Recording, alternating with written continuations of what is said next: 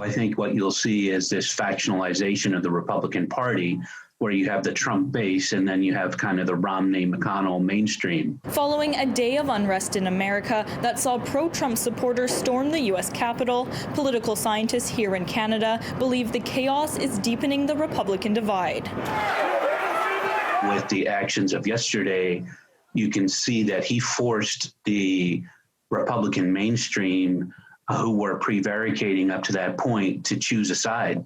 And they chose a side, including Pence and McConnell, of the institutions. So we're going to see further polarization within the Republican Party. I think for some time now, there's almost been three parties in the United States. There's the Democratic Party with its various factions, but then there's the Republican Party that seems to be committed to a democratic process, and then there is a Republican Party that continues to follow Donald Trump. And I think those two camps are growing further apart. Mark Feigenbaum is the chair of Republicans Overseas Canada and says the group of Trump supporters who swarmed the Capitol only represent a minority. I can't speak for everyone, but I doubt there's many Republicans that are very happy, or Democrats are very happy with what went down yesterday.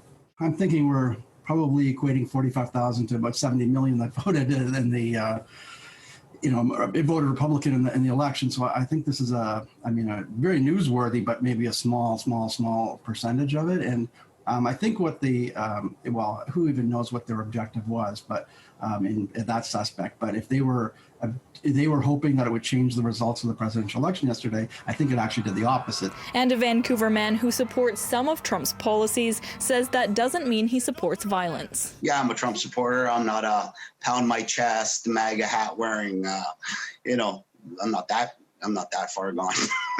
I just believe in a government that's for its people, right? I like low taxes.